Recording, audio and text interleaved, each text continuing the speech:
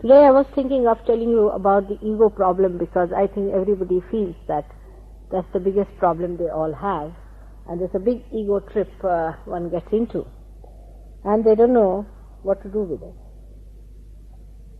So first part I will tell you how the ego rises and what it does to us. The second, how to understand it, how to tackle the position of ego and put it in its own aspect. As you see in the map here, the yellow stuff that you see on top is the ego. The balloon that is yellow is the ego. You see down below, it starts from the Swadhisthana. This is the color of the bile within us. And this Swadhisthana chakra, which is for our creativity, is directly connected to that ego there. And when it starts rotating,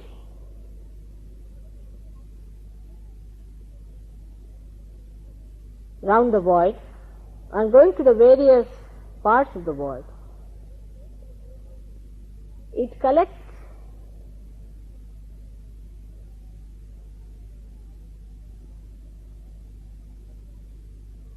all the problems of the void. Void is that green circle within us, where physically we have, in the void, we have uterus, we have kidney. It's a complete viscera. All the intestines, ascending, transverse, descending colon. Liver is the upper part of liver more. Then also pancreas and the spleen. So all the problems of these organs are collected by this chakra, which moves. It comes out of the Nabhi chakra and moves round and round and round, and collects all the problems. It nourishes, gives power, the vital power to these organs, and also it generates necessary power for our creative action. It also collects the fat cells of the void, convert it into the proper cells for the brain, for its use, for the grey matter.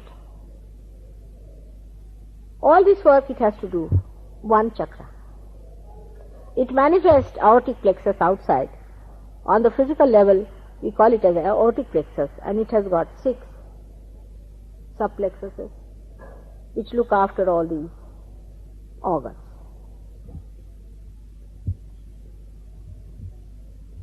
This is meant for our action.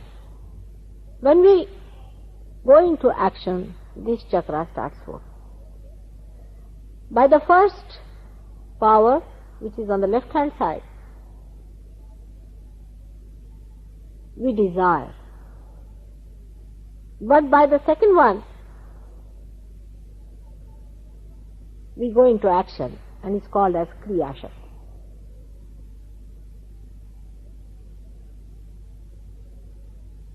Now when this action starts within us, it produces the byproducts, or we can say all the problems of these organs, which are to be deposited somewhere, and they are all deposited in the brain as ego. All the problems that we have, out of these, this creativity and the action of all these organs are to be counterbalanced. And as a counterbalance, the ego develops. For example, now I have to come to meet you all here. I had to get out of the house, I had to change, I had to drive, whatever it is. When I came, I had to put in effort. I had to plan out how I'm going to talk to you. That I don't do normally, but I'm saying that generally people do it. And I put in the effort to come in. Now how am I to justify this, all this effort? What is the satisfaction that one gets out of doing this effort, this kriya, this action? We go on doing some action. And why should we do it? After all, action means, any activity means exertion, botheration, problems. Best is to sit at home and do nothing of the kind. But we do not do that. We take up challenges. We rush up to it. All this we do with our Kriya Shakti, with our right action. Because we do action, we have to have a satisfaction about it. As a reaction to that, ego develops. If we do not have the ego, we would not do anything. It's a fact. But ego is the one that rationalizes all our madness, the rat race we are running it. If we did not have the ego, we would not go into this nonsense. The more we try to rationalize our activity, the more ego develops to satisfy. All right, very good, very good. Now you are a successful man, see? You are a very successful man, you have got this, you have got that.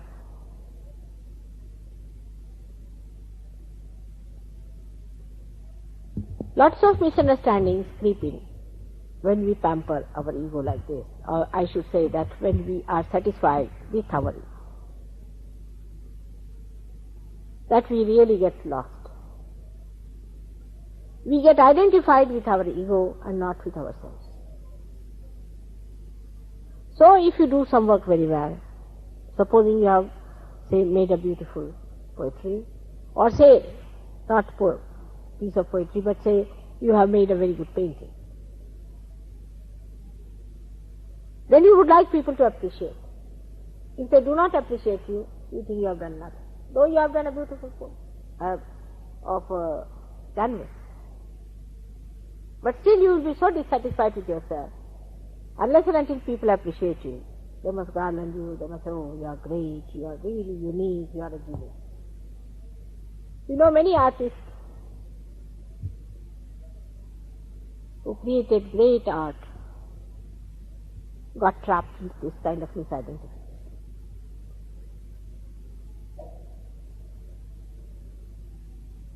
When they created some great art, the art could not give them satisfaction. They had to go to ego. And Mr. Ego would not be satisfied unless and until everybody says, yes, yes, you are very good, you have done this, you are a genius, you are this, you are that. That's how the ego develops when we deny.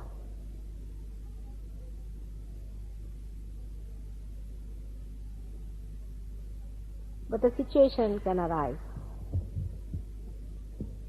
where even when we have done nothing, we want to take the credit. Then we call such a person egoistical, who says, I will do this, I have done this, then we call him an egoistical person. Because he gives words to his ego, that's why we call him egoistical. But all of us have got this Mr. Ego there sitting on our head. When it starts bloating, the more successful you are, the worse it is.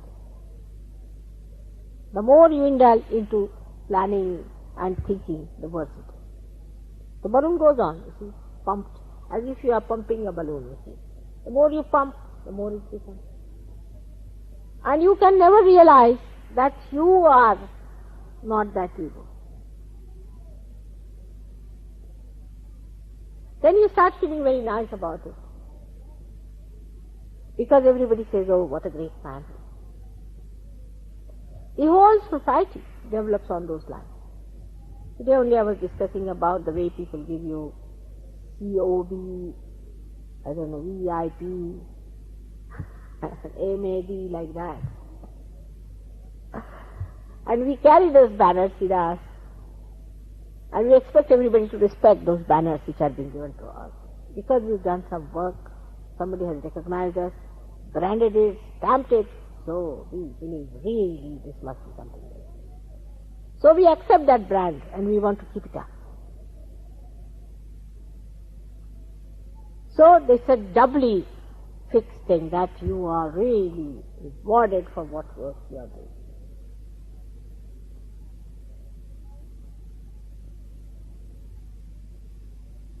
That's why people become nuisance also. Supposing in a society some people do not find any significance to their lives, then they will go to Oxford Street, stand there, wear funny dresses, start jumping and singing something nonsensical, and make a nuisance out of it. You have seen people who paint their hair in different colors, put pencils in the noses, I think. Do all kinds of mad things just to attract the attention of others, because we want to attract the attention of others. Because our ego is not yet satisfied. But this ego is never satisfied.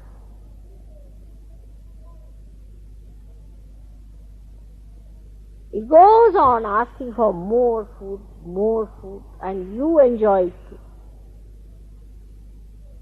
When such an ego is bloated within us, we cannot understand what we are doing.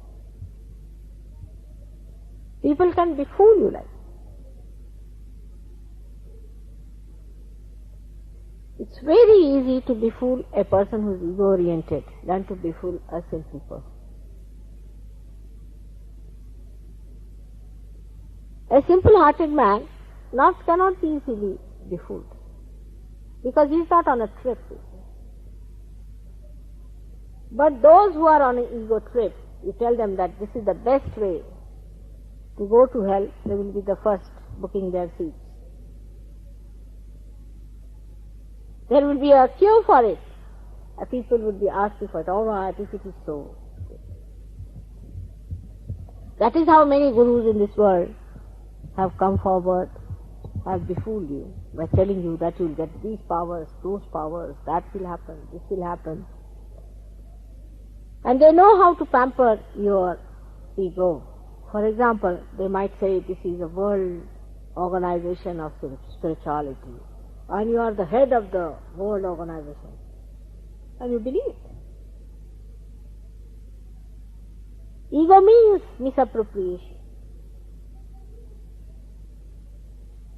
You believe in it because you think that after all I must be something, and I have done this, I have done that.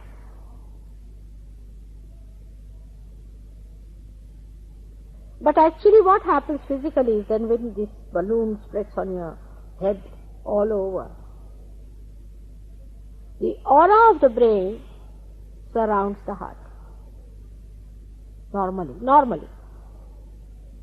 But when there is ego problem, then ego surrounds the heart. And when ego surrounds the heart, the brain is cut off from the heart. So you are a non-integrated person, or we can say disintegrated. Your heart runs one side, your brain runs another side, your body runs third side, your emotions run fourth side. So 4 people running 4 horses, and that's how you are completely torn. I mean, it's impossible to stand on 2 stools, but if there are 4 with 2 legs, it's a big feat to exist.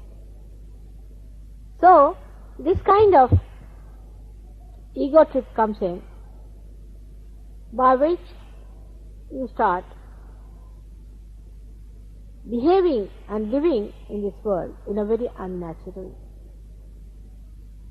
And if somebody says that, no, not your ego, not that, that's not you. You have to be yourself. Ego is not yourself. Do not be satisfied with this ego, then you don't like it. Because you are much higher than ego, much greater than ego, much more than what you think your ego can do. With ego, what at the most what can you do? Say. At the most what can you do with ego? What people have achieved through ego? Nothing.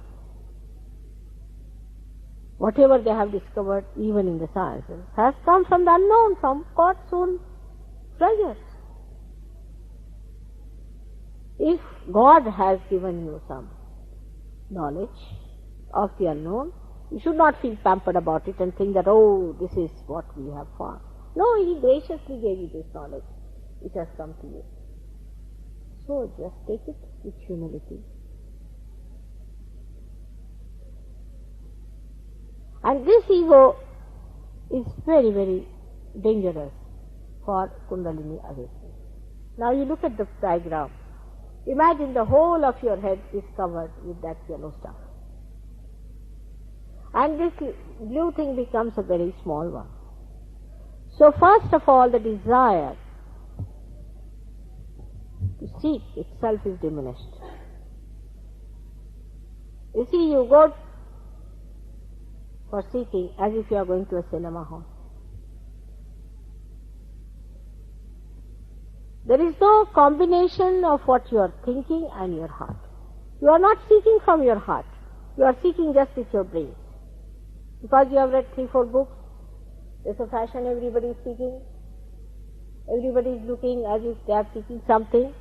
So let us also seek.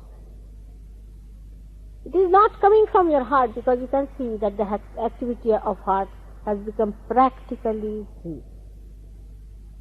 You do not desire anything, it is what your ego desires, you run out. Anything that doesn't satisfy your ego, you get upset about.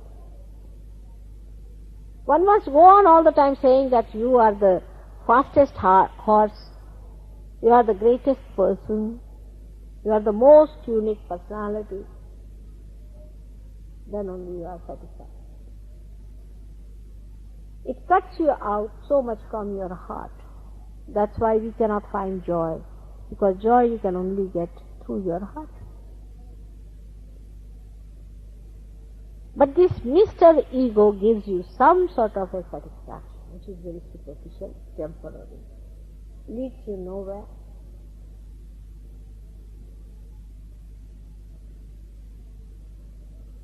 With this ego orientation only, you get so many diseases, as I have told you before, like diabetes, heart attack,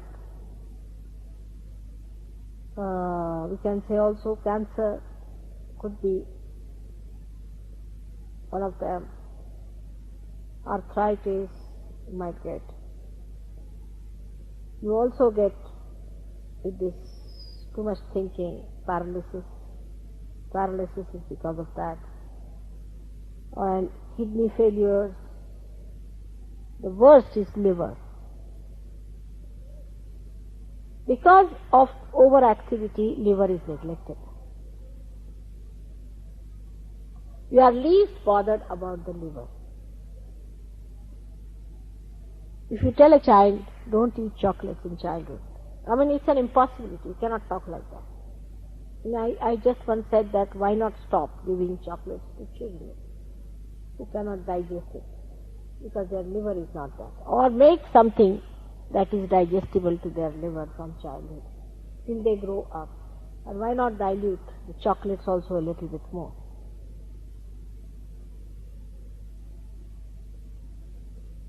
So the question comes in then, that how can you do it, mother? It would be checking out everything, and children would protest without chocolate. Gradually they'll forget.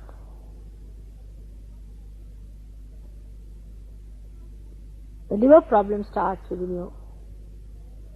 You become thin, lean, pale, aggressive, all the time grumbling, grudging, sulking. Never in joy, never in happiness. You call it tension, stress, all these things. It's nothing but overactivity of this chakra. Tension is because the whole of it is covered with this balloon and the balloon is still going on and on and on. That has to reduce.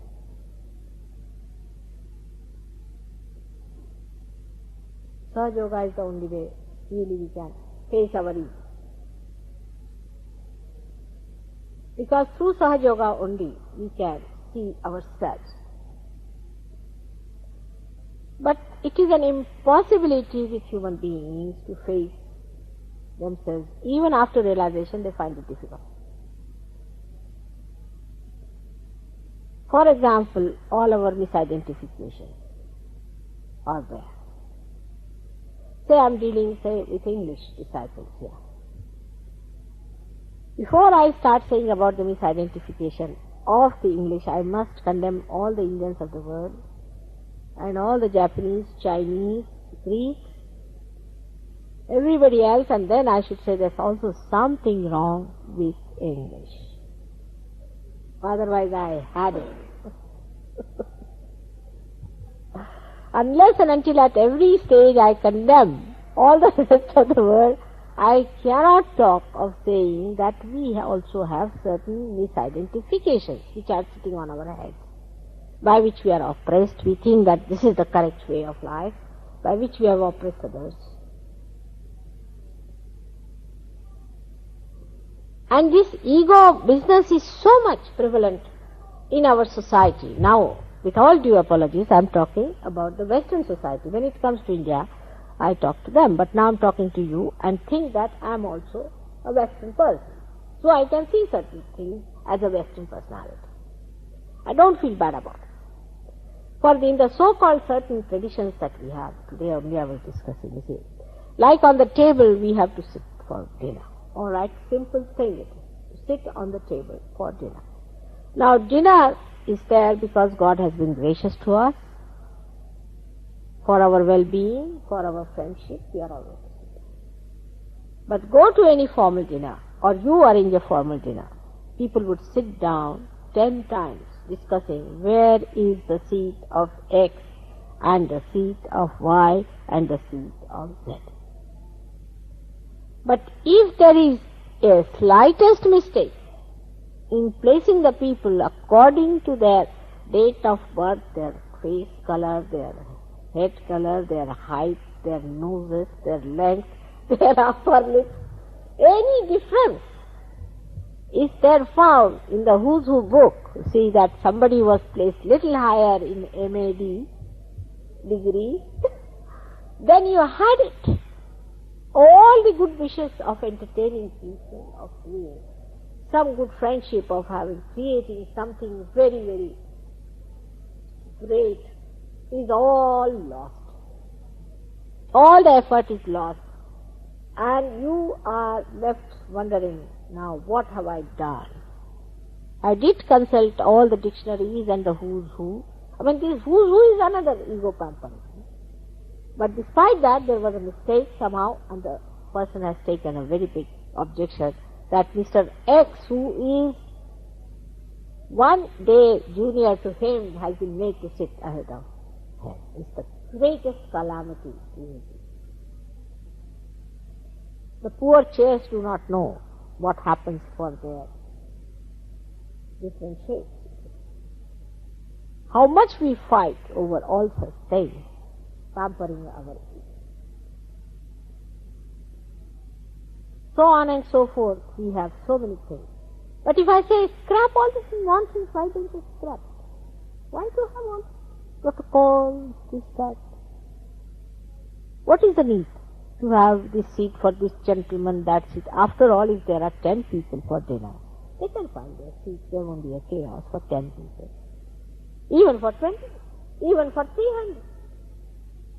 Why should there be seat allotted if you have invited 300 people? All right, they'll all sit down. If they are remaining, they'll sit down for the second one or for the third one. What is such a hurry of having that program all together or in such a systematic way that everybody feels unsystematic after that?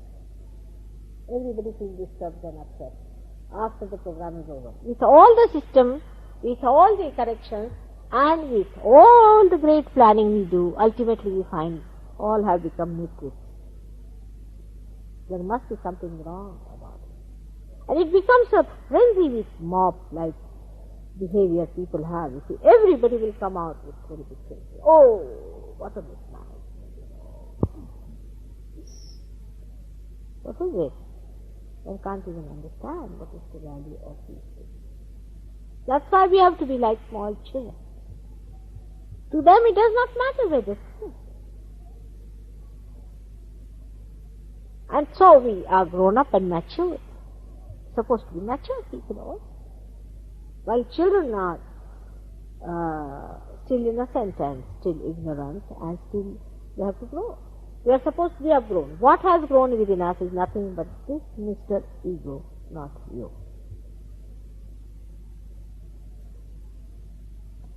When this happens in the worst possible way, today's paper I was reading about this Ripper.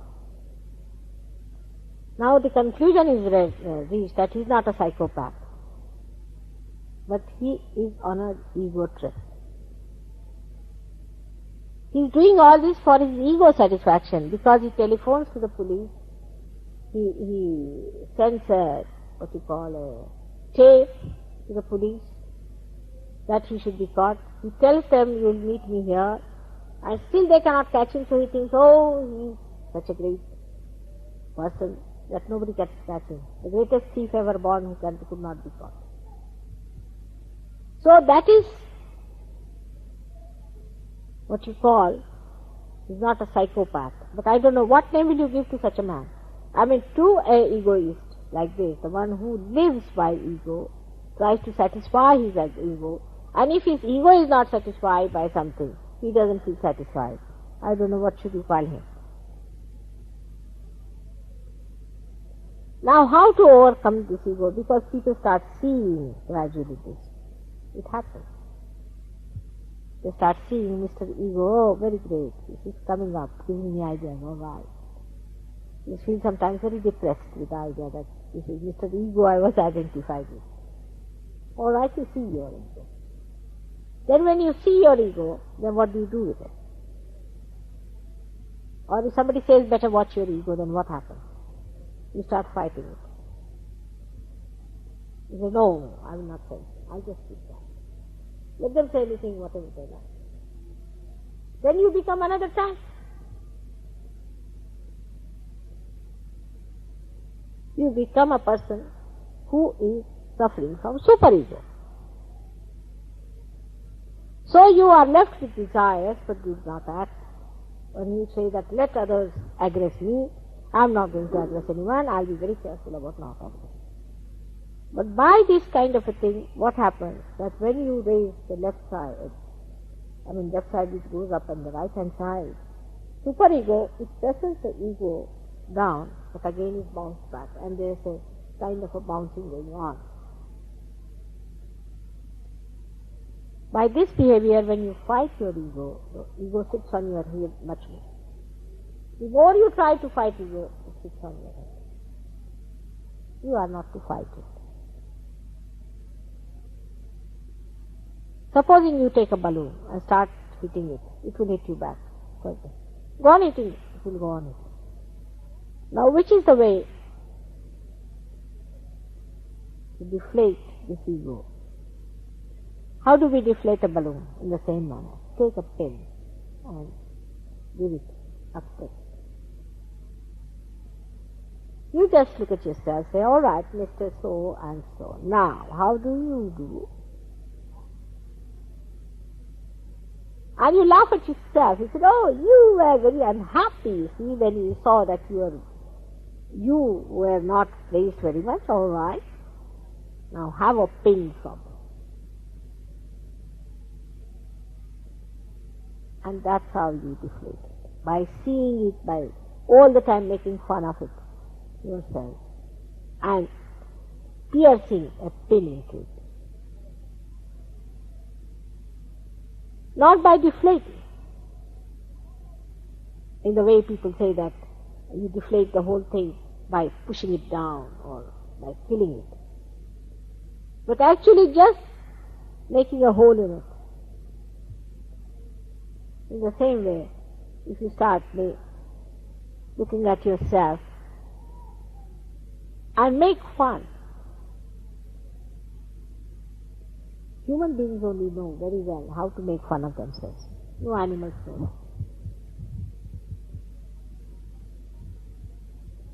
If you learn how to make fun of yourself, your ego will go down. Otherwise this ego will suggest whatever you are doing is the best, this has to be done, that has to be done, I am the best, I am doing everything good. And you might be torturing someone, aggressing someone, you might be just playing into the hands of ego like a madcap. And you might be a real madcap, but you don't know that you are. Because with ego, a person becomes successful, so-called. He becomes very brilliant, shines out, in competition he comes up. And nobody dare say a word to him, otherwise he'll have punch on the nose. So also he becomes very mighty and powerful. And everybody hankers after such a behavior and such a thing. But a time comes when he realizes that I was hanging in the air. I forgot my basis. Now I have to come down like Humpty Dumpty sat on a wall. And they had a great fall. Such a beautiful this thing is, written long time back. And all the king's horses and all the men could not put Humpty Dumpty back again into its own shape. So don't be Humpty Dumpty. And don't live with that idea of being a Humpty Dumpty. It's a simple thing to fight your ego. And that happens very often in Sahaja Yoga. It's a very common happening in Sahaja Yoga, where your Kundalini itself, you see, creates such situations that you are flabbergasted at your ego. You don't have to judge others, just see yourself. Because it is for your own good. If somebody is egoistical, makes no difference to you. Or non-egoistical makes no difference. Only thing is you should really see for yourself what is good and what is bad. That's how it works out. Otherwise, I always say that when I give a lecture, I immediately start thinking of somebody who you think to be egoistical. Actually, I am saying to each one of you to see. It will be a better idea. Now, this ego, when it covers your entire head, the complete Sahasrara, which is shown there, the white area, gets covered. Your Brahmarandra, the portion from where the Kundalini has to be, also gets covered. Very difficult. The whole thing is covered. And this is small here. The gap is here. Now, you cannot open the gap here. You have to open the gap here. So, this has to go back like that. And this has to come up in the center like that. Then only Kundalini can come. So what happens at such stage? You will find such people have a left hand very weak and right hand rather. So you raise their left to the right. Again raise their left to the right. Again raise their left to the right. So you bring down the ego like this. And once the ego comes down,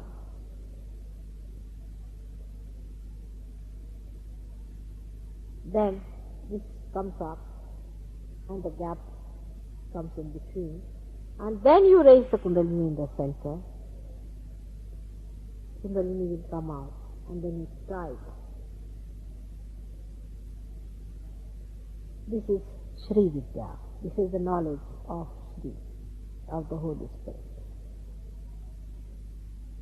All other knowledge of where you have to sit in protocol, what you are, is all avidya and nonsense. Reading who's who, I don't know what you will become. Monsters, or maybe some sort of a Frankenstein style personality. This is the Vidya. Shri Vidya is the secret Vidya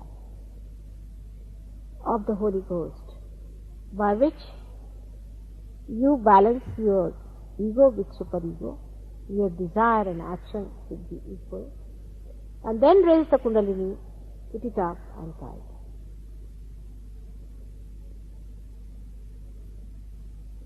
All these days, people who have been realized souls, great people, have tried to point out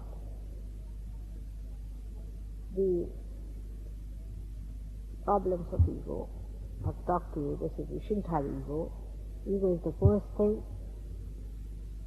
One should not be identified with ego and all that. And as soon as they have said it, people have started just finding out how to do it.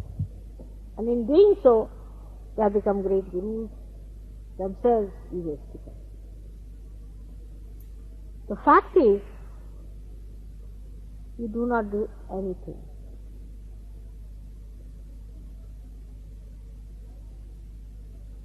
This is not ego, but is a mirage of ego that you have got.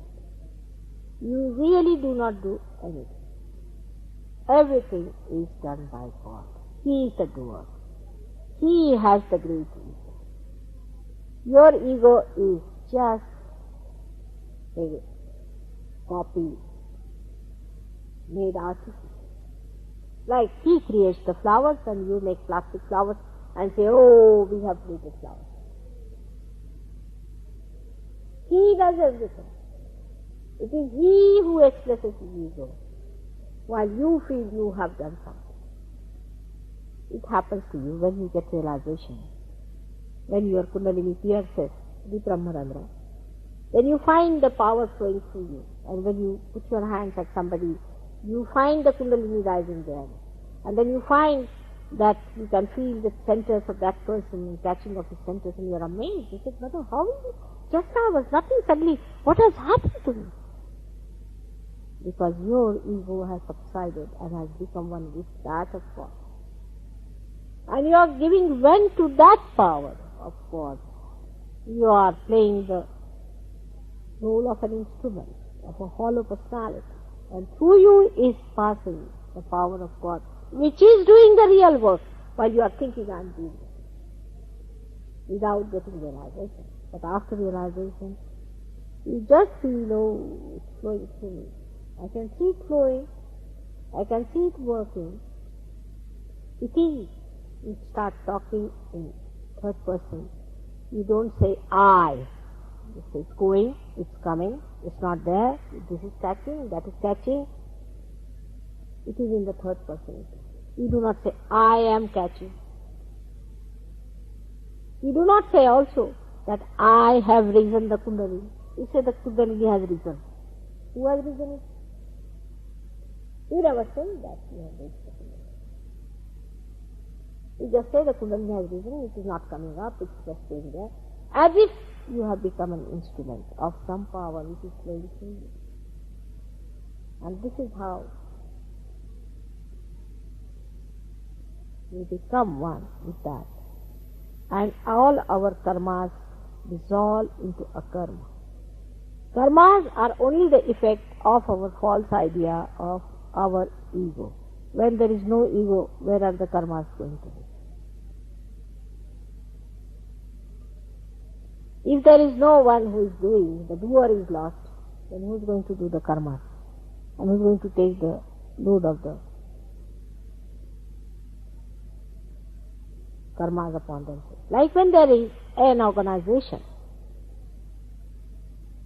then it says, I have got assets and I have got these debts and these are the things.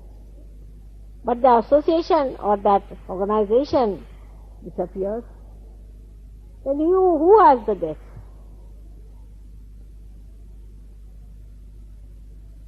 In the same way, you as ego disappear and there is no effect of your karma.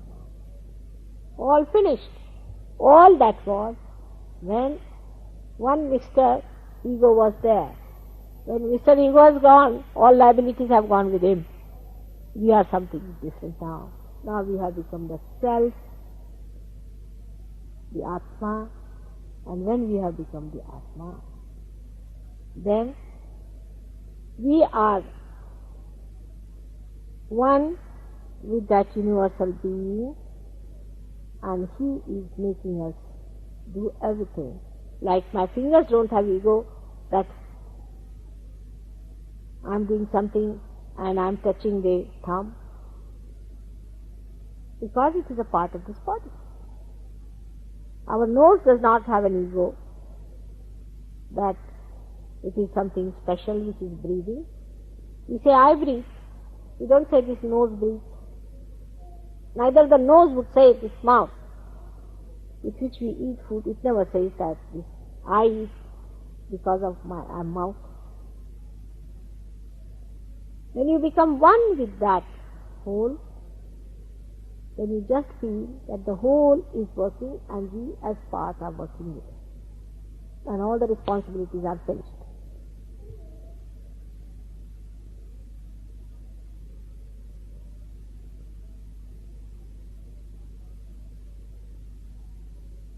This is a little talk about ego today because I felt I should tell you that in Kundalini awakening, so far in the West, we have always faced this problem of ego.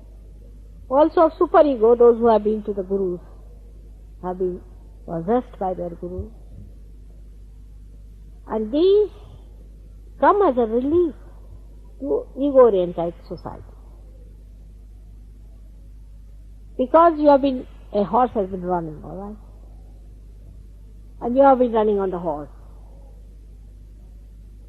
So somebody comes and says, all right, now I'll tie you up to the stomach of the horse and I'll be sitting on the horse. This is the possession part. So you feel relieved, quite relieved. After all, you don't have to ride the horse, you don't have to play. And the rider becomes somebody else. You feel also that there's no responsibility, the rider is there. But after some time, under the belly of the horse, you start having all sorts of physical problems. With superego, you have physical problems.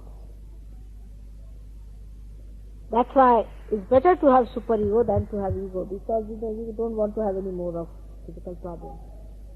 But if you have ego, you never get physical problems. Or physically you may improve. You will feel very fine on top of the world. That is the biggest problem. But you get mental problems. You can't.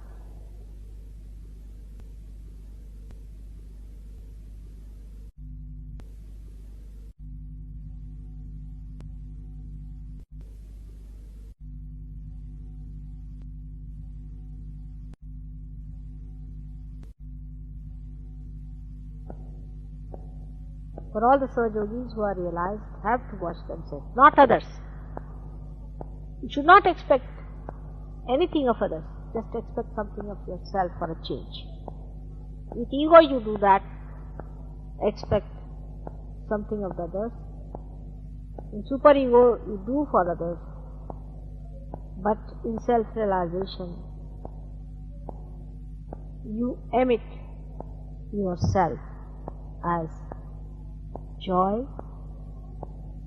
love and beauty. May God bless you all.